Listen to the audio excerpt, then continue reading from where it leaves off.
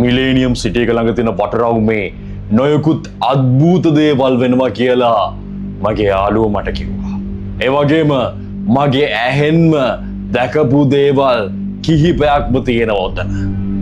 ඒක නිසා මේ වීඩියෝ එක කරන්නේ මම හොල්මන් ගැන කියන්නවත්, වෙච්ච ඇත්ත සිද්ධියක් ගැන කියන්නවත්, නැත්තම් ඕගොල්ලන්ට මොකක්ම හරි අවවාදයක් දෙන්නවත් නෙමෙයි. මේක ඇත්ත සිද්ධියක්. හැබැයි මේක මට වෙච්ච දෙයක්. මේ වීඩියෝ එකේ එකම පරමාර්ථය මෙතනදී ඔයාලටත් මොන හරි වෙලා තියෙනවද කියලා දැනගන්න. මොකද මම මෙතන ලොකු ඉන්වෙස්ටිගේෂන් එකක් කරන්න ඉන්නේ. හැබැයි ඒක කරන්න කලින් එතන පැරනෝමලි ඇක්ටිව්ද කියලා දැනගන්න ඕනේ. මෙතන හරියටම කිව්වොත් අතුරුගිරිය ටවුන් එකේ ඉඳලා වාහනේ සංස්ථාව ග්‍රවුන්ඩ් එක එහෙම පාස් කරලා එද්දී බැටනවා ලොකු රවුන්ඩ් අබවුට් එකකට. මේකට සාමාන්‍යයෙන් කියන්නේ මිලේනියම් සිටි එකේ රවුන්ඩ් අබවුට් එක කියලා. එක පැත්තකින් ගියම මාළඹේට යන්න පුළුවන් අතුරු පාරකුත්, තව පැත්තකින් ගියාම පත්තිනි දේවාලයට යන්න පුළුවන් පාරකුත් තියෙනවා. මේ රවුන්ඩ් අබවුට් එකේ ඔයත් ගිහිල්ලා ඇති. ඔයාටත් එක එක දේ වෙලා ඇති. හොඳින් අහන්න මේ කතාව. මේ වගේ දේවල් ඔයාටත් වෙලා තියෙනවා නම් මගේ කමෙන්ට් සෙක්ෂන් එක විවෘතයි. ඔයාට වෙච්ච දේ දාන්න ඒකි. හේතුව ලොකු එක්ස්පෙරිමෙන්ටේෂන් එකකට නැත්තම් ඉන්වෙස්ටිගේෂන් එකකට මේක ආරම්භය වෙයි. මම ෆර්ගැන්ඩෝ. මේ තියෙන්නේ මගේ මේන් channel එක. මේන් channel එකට එන්න. ඒකේ මම මේ දවස්වල ගොඩක් ලස්සන වීඩියෝ වගේක් කරනවා අద్භූත දේවල් ගැන. කළු කැලේ ගැන කතා කරනවා. කළු කැලේ ගැන පොඩ්කාස්ට් එක මේකෙන් අහන්න ඇති කියලා මම හිතනවා. ඉතින් කළු කැලේ ඉන්වෙස්ටිගේෂන් එකත් මේ ටිකේ මේ channel එකේ කියනවා. දැන් මම පැරනෝමල් ඉන්වෙස්ටිගේටර් කෙනෙක්. ඕගොල්ලන්ට මගේ ෆුල් වීඩියෝස් එකේ බලා ගන්න පුළුවන්. මේ තියෙන්නේ මගේ පොඩ්කාස්ට් channel එක හෙලිදරව් එපිසෝඩ් එකේ මට වෙච්ච දේවල්, සත්‍ය කතා, සත්‍ය සිදුවීම් නැත්තම් අවවාදයකට අවධානයකට ලක් කරන්න ඕනේ ඒවා තමයි මම කතා වෙන්නේ. පටන් ගමු. අදත් හෙලිදරව් තවත් පොඩ්කාස්ට් එකක්. ඒත් එක්කම කියන්න ඕනේ. ගිය සතියේ මට එන්න බැරි වුණා. ගිය සතියේ වැඩ පොඩ්ඩක් වැඩි වුණා. අද ඉඳන් හැබැයික් කරමු. හැම ඉරිදාවකම උදේ 8 වෙද්දී හෙලිදරව් පොඩ්කාස්ට් වීඩියෝ එකක් එනවා. පරක්කු නොවි පටන් ගමු.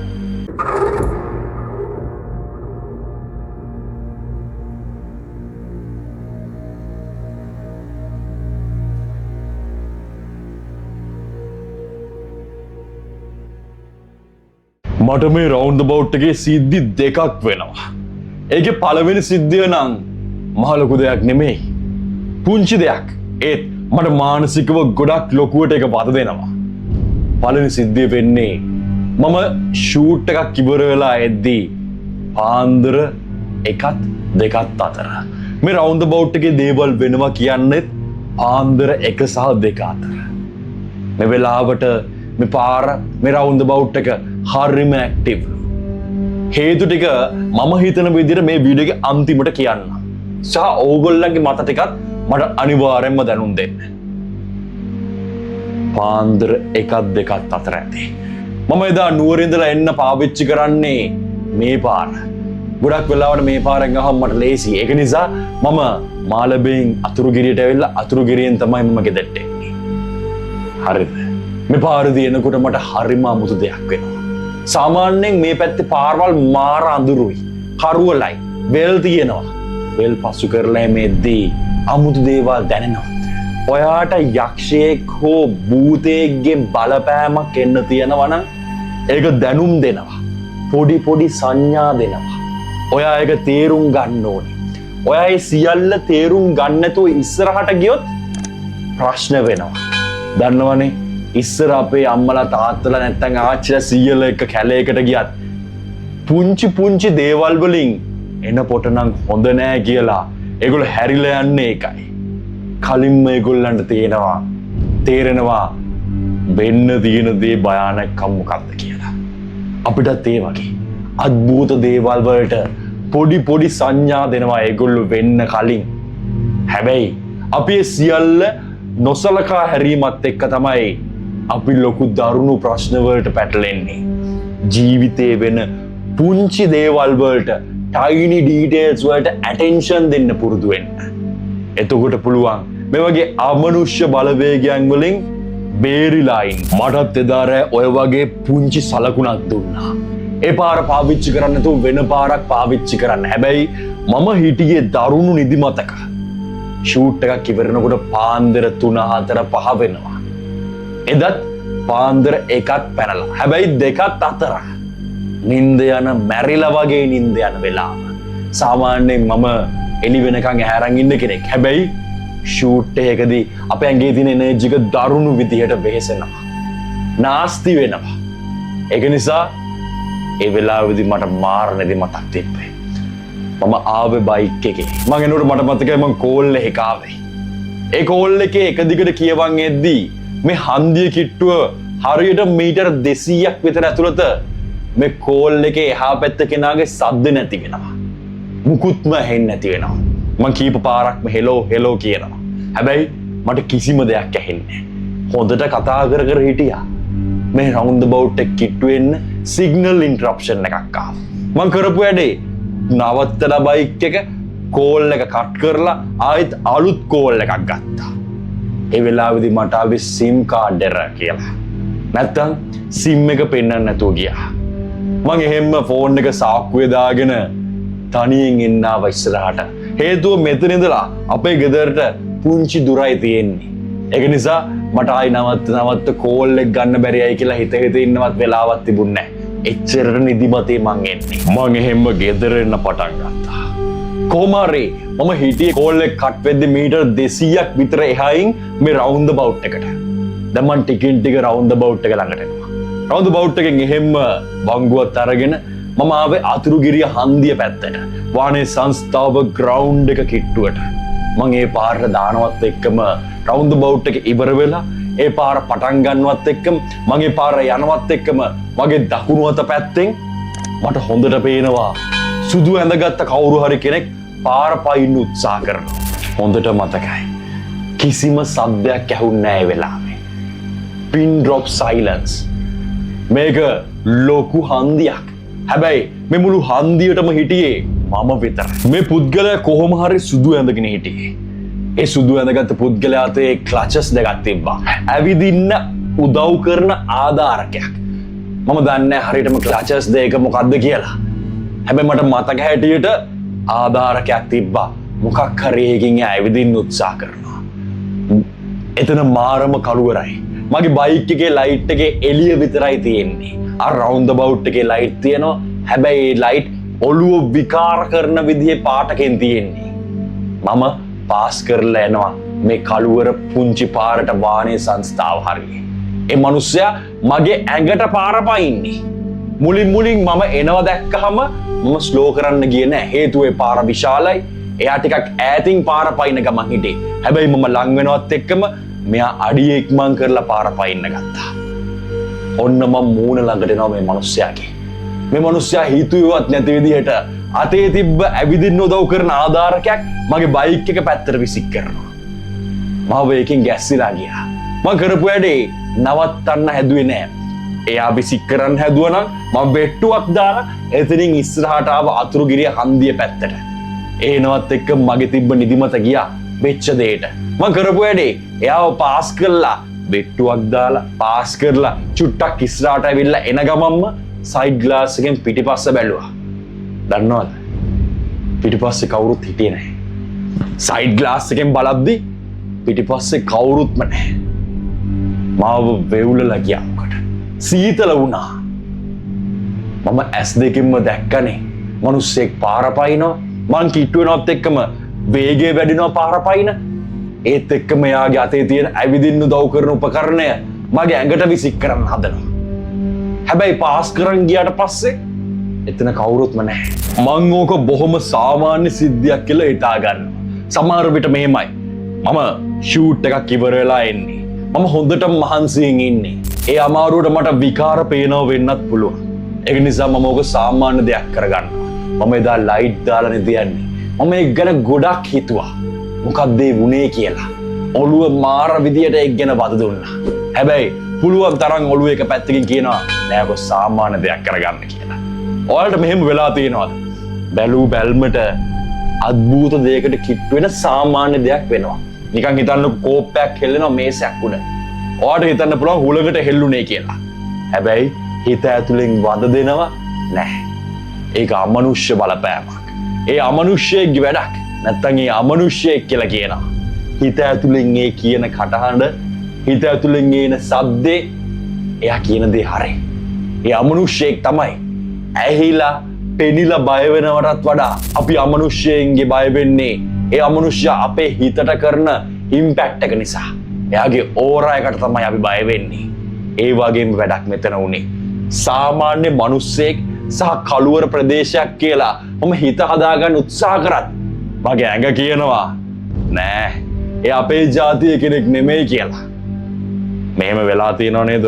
පුළුවන් තරම් මේක සාමාන්‍ය දෙයක් කියලා ඔළුවට ඔබාගෙන මම හිටියා. මාස 3-4කට පස්සේ මට ආයිත් ඒ ප්‍රදේශයේම වීඩියෝ එකක් කරන්න යන්න වුණා. මට එදා රාත් බලා ගන්න ඕනේ වුණා මෙතන ඇත්තටම මොන හරි මේ වගේ අමනුෂ්‍ය දේවල් වෙනවද කියලා. කොහොම පළවෙනි සිද්ධිය වෙන දවසේ වෙලාව වගේ සමාන වෙලාවක් තමයි එදත් තිබ්බේ. මං කරපු වැඩේ ඒ පාරෙන්ම ආවා. මේක මොකද්ද කියලා බලාගන්න. මට හරියටම දැනගන්න. දන්නවද? උදේ වැටිච්ච වලක රෑත් ගිහිල්ලා වැටෙන මිනිස්සෙක් මම. කොච්චර අමනුෂ්‍ය දෙයක් එතන තියෙනවද කියලා කියනවනම් ඒ හරියන්නේත් නෑ මට. මටම දෙයක් කරලා ඒක දැනගන්න, ඒක විඳින්න, ඒ ප්‍රශ්නේ ගෙදර ගේන්න ඕනේ. ඒ මගේ හැටි.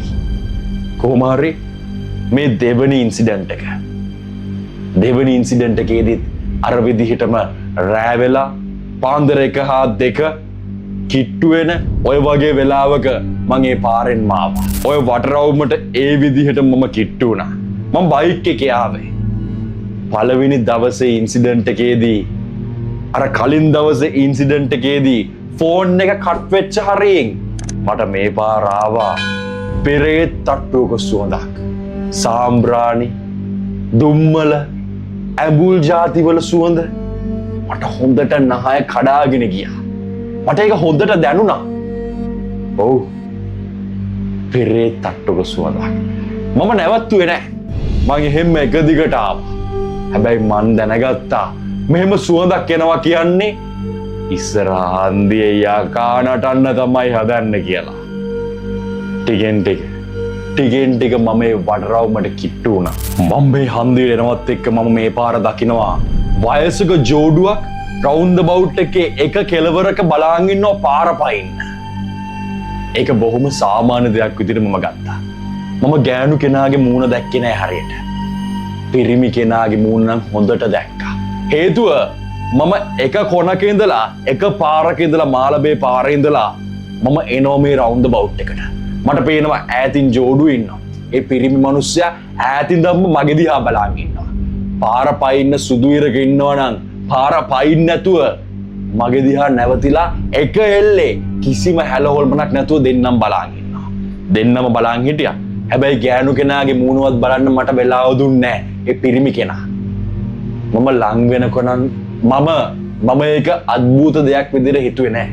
මම කරපු වැඩේ බයික් එකේ හිමින් සැරේ ඇවිල්ලා ඒ වංගුව අරගෙන රවුන්ඩ් බවුට් එකෙන් කැරකිලා අතුරුගිරිය පැත්තට එදා වගේ යන්න ගත්තා. වානේ සංස්ථාව පාරේ. ඒ යනවත් එක්කම තමයි සුදුයිර හම්බෙන්නේ. සුදුයිරෙන් අර දෙන්න පායින්න බලාගෙන ඉන්නවා. ඔයාලට කියන්න රවුන්ඩ් බවුට් එක දානවත් එක්කම මම මේ මිනිස්සයාගේ මූණ බලාගත්තා. ඒ බලපු බැල්ම මම රවුන්ඩ් බවුට් එකෙන් මේ මිනිස්සයා පාස් කරන් යනකොටත් බලාගෙන හිටියා. ඒ කියන්නේ මම මෙහෙම ඉස්සරහට යනකොට ඒ මිනිස්සයා මගේ දිහා මමත් ඒ මිනිස්සයා දිහා එක එල්ලේ බලාගෙන ඉන්නවා. මෙහෙම ටික පාස් වෙනකොටත් මම ඒත් එක්කම දකිනවා ඒ මිනිස්සයා ඒත් එක දිගට මගේ දිහා බලාගෙන ඉන්නවා. මගේ ඇඟ සීතල වෙලා ගියා. අසාමාන්‍යයි නේද? මොකටද එච්චර මගේ දිහා බලාගෙන හිටියේ? ඒ වෙලාවෙදිත් ඒ හන්දියට හිටියේ මමයි ඒ පාර පයින් දෙන්නයි විතරයි. මගේ හිතේ සැකේ නැති කරගන්න මම කරපු වැඩේ ඒ මිනිස්සු දෙන්නව පාස් කළා චුට්ටක් ඉස්සරහට ඇවිල්ලා මම නවත්තන්න නැතුව එක දිගට එන ගමන් සයිඩ් ග්ලාස් එකකින් නිකමට ඒ දෙන්න දිහා බැලුවා. ඔයාලට කියන්න ඒ දෙන්න තාමත් මගේ දිහා බලාගෙන ඉන්නවා. ඒ කියන්නේ මම පාස් කරලා ගිහිල්ලා තාමත් පිටිපස්සේ ඉඳලා මගේ දිහා බලාගෙන මට සයිඩ් ග්ලාස් එකෙන් පේනවා. නිකමට හිතන්න මගේ මොන වගේ රියැක්ෂන් එකක් එන්නේ නැතිද කියලා එක දිගට ඇඬුණා මට. මම විනාශ වෙලා ගියා ඒ වෙලාවේ. ඒ කියන්නේ මම හිතින් අඬන්න දැන් මෙහෙම ඔයාට බ්‍රේක් අප් එකක් වුණොත් දුක හිතෙන දෙයක් වුණොත් නැත්තම් මොන හරි ඔය වගේ ඉමෝෂන් එකක් આવොත් ඔයා පොඩ්ඩක් හරි හිතලානේ අඬන්නේ නේද? හිතලානේ hina වෙන්නේ. මේක ඔටෝමැටිකලි ඇඟෙන්ම ඇඬෙනවා. අයිස් වෝටරින් කියන සිටුේෂන් එක. කඳුළු වෙනවා එක දිගට. නවතින්නේ නැහැ. ඇඟ බය වෙලා. ඇඟ තේරුම් ගත්තා මේ ඉන්නේ අමනුෂ්‍යයෙක් කියලා. එක දිගට බලන් ඉන්නවා. හොඳම දේ දන්නවද? ඔහොම වෙලා පාස් කරගෙන මම කණ්ණාඩියෙන් බලලත් මම මීටර් 100ක් විතර ඉස්සරහට ආවා. වානේ සංස්ථාවේ ග්‍රවුන්ඩ් එක පැත්තට යන්න පුංචි පාරක් තියෙනවා. මම යන්නේ ඒක නෙමෙයි. මං යන්නේ කෙලින් මතුරු ගිරියට. හැබැයි මගේ ඇහැ කොනින් දැක්කා ඒ පුංචි පාරේ සුදු කොඩි ඇදලා තිබ්බා. ඒත් එක්කම ලොකු මරණ දැන්වීමක් තිබ්බා. මේ තියෙන්නේ ඒක.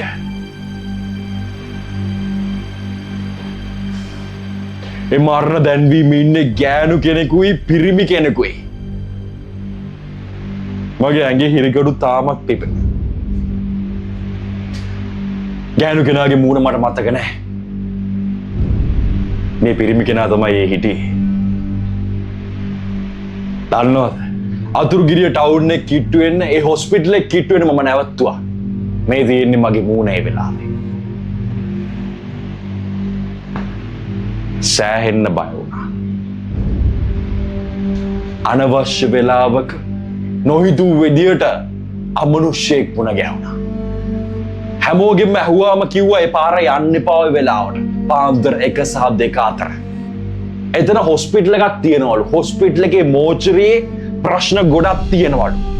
ඇයි කියලා දන්නේ නැහැ. මැරෙන හැමෝම වගේ ඔය පාරේ හොල්මන් කරනවලු. මෝචරියේ ප්‍රශ්නයක් නිසා. මෝචරියේ නම් ලොකු ප්‍රශ්නයක් තියෙන්න ඕනේ. කට්ටඩියන්ට ඇඟේ කෑලිවත් දෙනවද? නැත්තම් බොඩිස් හරියට මේගොල්ලෝ පිටත් කරන්නේ නැද්ද? චාරිත්‍ර වෙන්නේ නැද්ද? මේ සියල්ල ගැන හොයන්න මට තවත් මේ වගේ කේසස් දැනගන්න ඕනේ.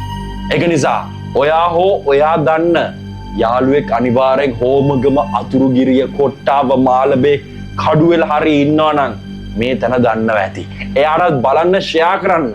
එයාගෙනුත් අහන්න මේ වගේ දේවල් වුණාද කියලා. වෙලා තියෙනවා නම් එයා හෝ ඔයා කමෙන්ට් එකක් දාන්න. මම මේන් ඉන්වෙස්ටිගේෂන් එක පටන් ගන්න කලින් මට තව දත්ත එකතු කරන්න ඕනේ. එහෙනම් තවත් අදුරෙන් ගිලී යන දවසක යක්ෂයා බලවත් වෙන හෝරාවක මම බහමුවට එන්න. පරිස්සමෙන් ඉන්න. ඇඳවල් යට බලලා නිදේ ගන්න.